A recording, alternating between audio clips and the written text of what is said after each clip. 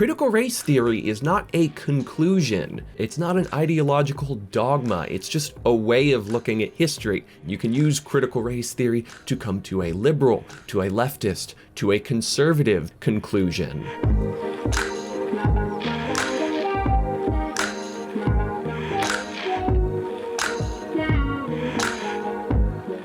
What's up, gamer girls? Welcome back to another episode of YouTube's hottest, and I would guess only, political game show. PragerU, you've got to be kidding me. The rules are pretty simple. I've got a dartboard over here. I'm gonna throw some of these darty boys at this boardy boo. Oh, that doesn't count, I swear. That was just a test, okay? When I actually intend to throw these darts, the number that it lands on is assigned to a different PragerU video, which I will then react to. So these aren't planned reactions, you know, I just have a list and whichever one it lands on happens to be my torture of the day. Why do I subject myself to this? Self-hatred, probably. Let's turn it on over to Dartboard Piley. What's up, kids? Your boy's back at it again. Okay, here we go. Pay no mind. Oh, you can't see because the autofocus is bad. That's number 13. Okay, let me consult the omnipotent master list real quick. Folks, today we are blessed to get to watch James Lindsay's video on critical race theory. I'm so excited for Reaction Room Piley to get to experience this with y'all. Speaking of which, Hey folks, welcome back to the Reaction Room. If you're wondering why I'm in a new room, I'm working on a movie right now. Two dear friends of mine are currently making a sports movie spoof about a competitive hot dog eater, and I am truly blessed to be assisting with the process of the principal shoot. Be sure to go follow them on Instagram at The Hot Dog Movie, the name of the movie being Glizzy Gladiator. So be sure to go follow that account if you want to see what your boy is up to when he's not making these videos. Anyways, let's get back to the reaction. Before we even start the video, I can't help but bring up just how funny the like intentional means to manufacture outrage is. Have you heard of critical race theory? You will. It's coming to a high school, college, or workplace. They should have said woke place diversity training session near you. That would actually be funny, but they're not creative enough for that. By the way, and this might be jumping the gun a little bit, do not take in good faith that they just want to stop this one thing. If we look at the Wisconsin state legislature, I saw this wonderfully scary Senate proceedings document in which one of the Republican, I think it was state senator or state representative, was trying to ban critical race theory in Wisconsin, listed off all the other things that should be banned at a state level. Phrases that should be avoided and that sort of thing. And it was things like inclusion, diversity. And on that same note, when Texas recently was trying to ban critical race theory, you saw in the proceedings of their state legislature, the things that get wrapped up in banning critical race theory end up being like teaching about the KKK, teaching about the struggles of civil rights. Hey folks, Editing Piley here. If anyone's wondering how Texas's CRT law is going, an administrator in Southlake, Texas is so scared of the penalties that come with the law that they told their teachers to carry both sides of the argument if they're gonna have Holocaust books in their classroom. Which is just, you know, such a lovely sentence to have to read out loud. You know your law is working when teachers feel compelled to provide both sides to the Holocaust. But more to the point, when we start to look at the details of what these laws aim to eliminate from curriculums, phrases like inclusion and diversity, or making it so kids no longer have to read Martin Luther King's letter from a Birmingham jail or hear his I Have a Dream speech, it becomes less about stopping a few teachers from, emphasizing victim mentality a bit too much to just stop teaching anything that criticizes the US project. If a piece of history can't be warped to say America was always destined to be this grand paradise, there was never any conflict, this was predetermined, and it was just a matter of time until we got here, then we don't want to hear it. So, I just happen to feel that those motives are important to kind of unpack as we move forward. Critical race theory holds that the most important thing about you is your race. Okay, now that we have the first thing resembling a definition in this video, let's get to the root of what we're talking about here. My biggest gripe when conservatives talk about critical race theory is when they talk about it in terms like this, which are very essentializing and imply like a holistic way that people use this lens of analysis, when in reality, critical race theory at its most basic is just that. It's a theory, it's a lens of analysis, and using that to understand history, to understand policy.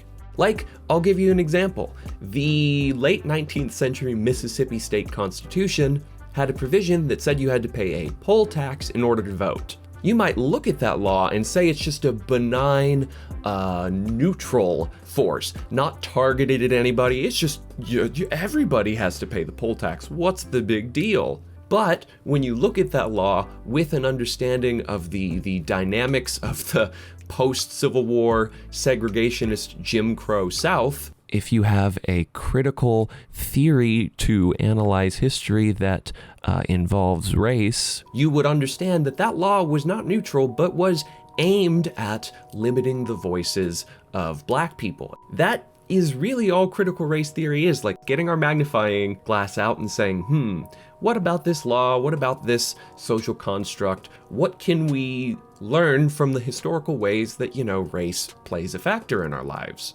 But it is crucially important to note, and of course, conservatives never mention this because it blows their whole argument up, but I'm even surprised that, you don't hear this pushback from more liberal or leftist circles. Critical race theory is not a conclusion. It's not ideologically bound. You can use critical race theory to come to a moderate conclusion. You can use critical race theory to come to a liberal, to a leftist, to a conservative, to an anarchist conclusion. That's it. It's not an ideological dogma. It's just a way of looking at history.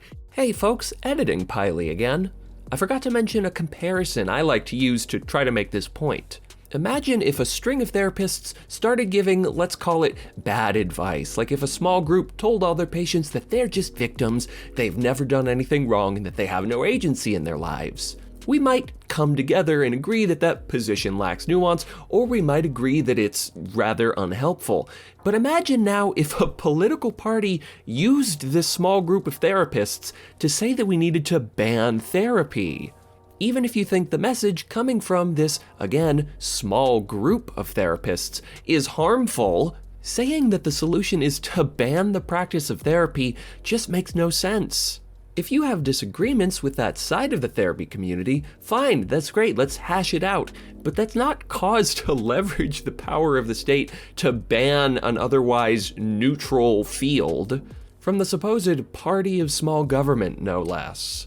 So again, going back to the motives of the political figures and media pundits that are talking about this stuff so much, it's really important to ask why they're characterizing a neutral lens of approaching historical analysis and saying that it's this supposedly unified front. Maybe, just maybe, they're worried about what happens if masses of US citizens start to look at history through a variety of these lenses. Maybe they're worried about the conclusions people might come to.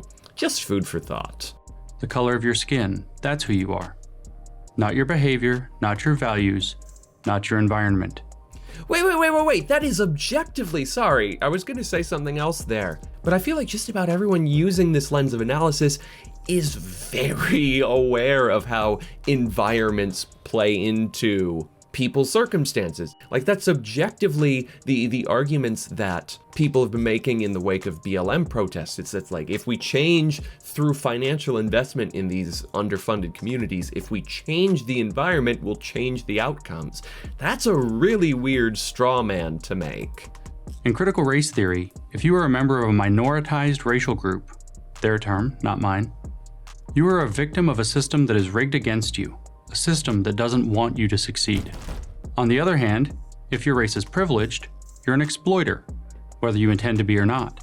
So again, want to acknowledge we are strawmanning this wide field of thought to say that every single individual white person is supposedly an exploiter to these crazy critical race theorists. And again, it's important to acknowledge how they can't help but go back to the individual to say, they're saying that you're an exploiter and you're an exploiter, rather than acknowledging wider systemic trends. US citizens, whether we individually participated in it or not, have benefited from the forced removal or broken treaties with Native Americans. There are numerous natural resource mines or large swaths of farmland that were taken through coercion or outright violence from Native peoples. And whether I was a part of one of those massacres or not, I personally benefit from those acts of violence. You know, my food is a little cheaper because there's farmland closer to me that was taken from a native tribe. So that's just a quick example that I hope kind of deifies the straw man they're trying to construct here.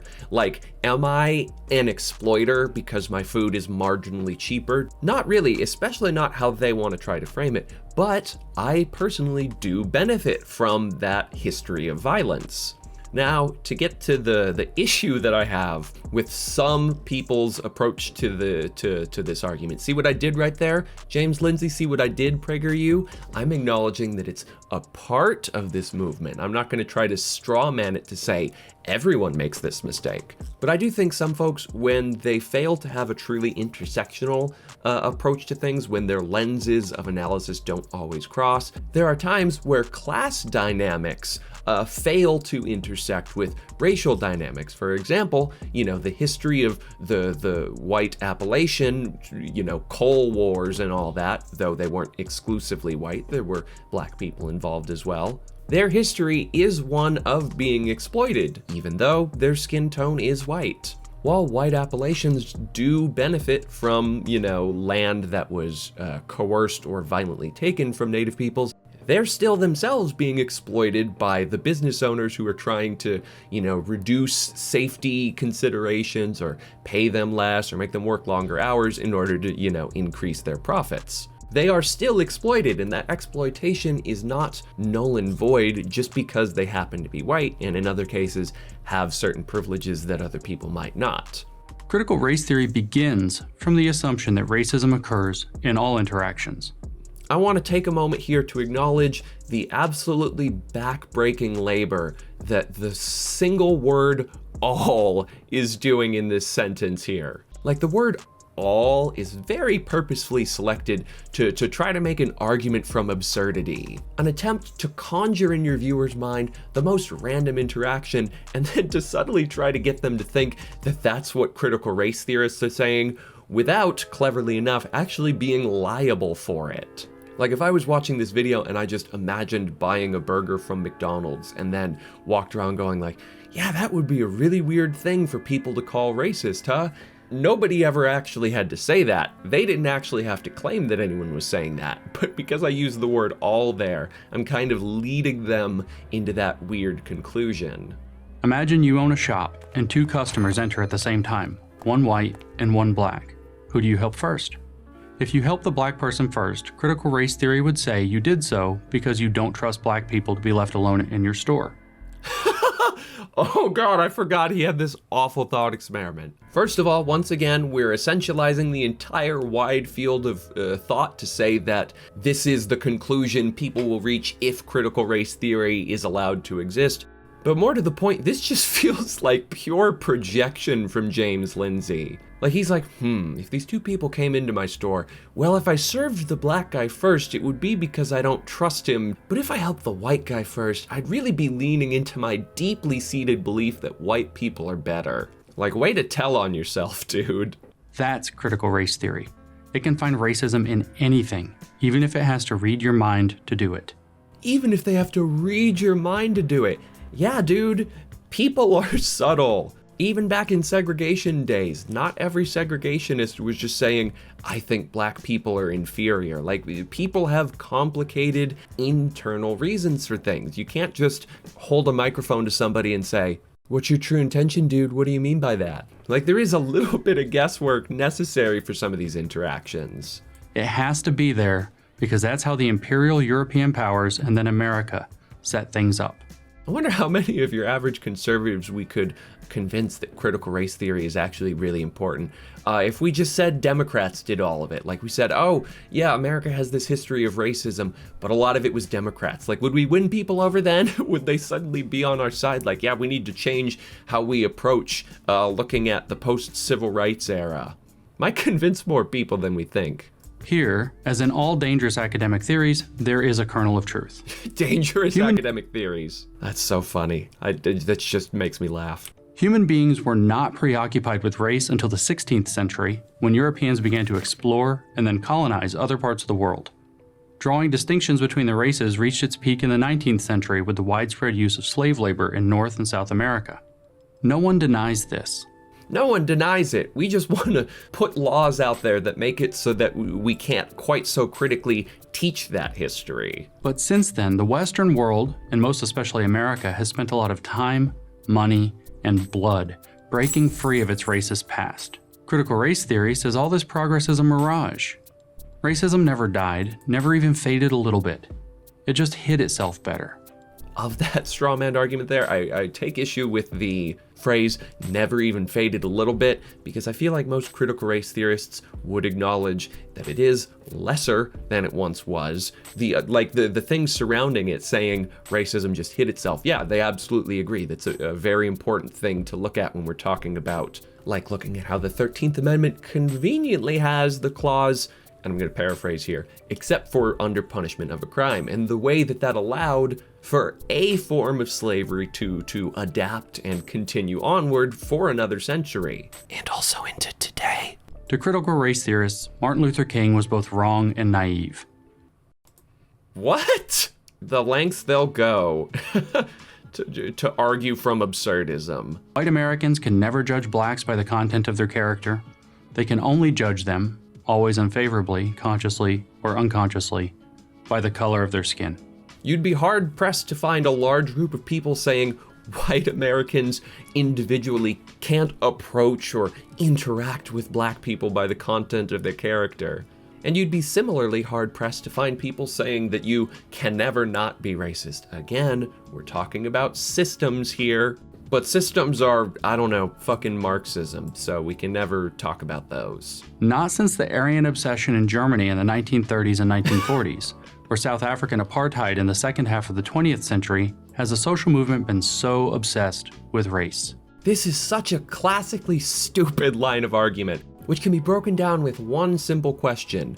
Which of these systems think a hierarchical approach to race is good? Are they obsessed with race because they think the hierarchical structures they're claiming exist are good, or are they obsessed with race because they want to abolish those? Obviously not. They themselves say they want to abolish these hierarchies, as opposed to apartheid South Africa, where this obsession with race was in service of, a violent colonizing class occupying the land and disenfranchising the native peoples. Hey folks, editing Piley one last time. I just want to quickly point out that the phrase obsessed with race is so stupid and useless because you could use it to describe any and every civil rights movement. Civil War? Them Yankees were obsessed with race, especially those radical Republicans. The Civil Rights era? Martin Luther King was just so obsessed with race, real big fan he was, he couldn't stop talking about it. Anti-apartheid South Africa? Man, Nelson Mandela could not shut his trap about race. And if you clutch your pearls and scoff at the phrase obsessed with race being attached to anti-apartheid or civil rights, that's not because it's a bad use of the term, it's because the term is fucking stupid.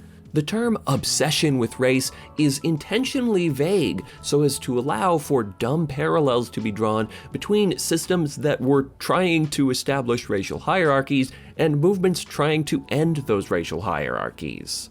Notice how they have to completely distance these movements from their actual opinions on racial hierarchies, with the vague phrase obsessed, as if the issue with apartheid South Africa was that they were really concerned with race. They just couldn't stop talking about it, not that it was a repressive system. So how do we stop critical race theory before it infects the brains of too many decent Americans especially young people, affects the and brain. turns us into something. Defend yourself while you still can. I'm James Lindsay. Even by PragerU standards, this is fear-mongering, fucking fear-mongering. This puts some propaganda films to shame. Jesus Christ. Anyways, I hope through the process of watching this video and talking it through, we can see just how many weird levels of obfuscation from reality, how many arguments from absurdism they need, how often they need to essentialize what is in reality a very broad analytical lens in order to try to zhuzh up fear and zhuzh up local support for Republican candidates or Republican initiatives. Like, there is serious work put into the arguments made in this video, and it's kind of scary, only insofar as it seems really fucking effective. So, yay us. Anyways, that'll be it for this video, everybody. Let's turn it on over to the pre-recorded outro. Be sure to toss me a like and subscribe down below. But if you really want to help me out, you can join me over on Patreon. Patrons get access to exclusive behind-the-scenes content, like early versions of every video, and exclusive Patreon-only videos. Plus, if you join the Piley Benton's Biggest Boys tier, you get your name read off at the end of every video, which I am about to do once I pull up the names. Zoth, Revo Pregame, Emily, Kyle Foley, Jennifer Jones, Caffeine Unicorn, Goblin of the Year, Stockwell Homestead, Nilic Elites, and Cameron Fordo. So if you want to hear your lovely name read off at the end of every video, be sure to join me on this specific tier. Thanks much, everyone, and I'll see you next time.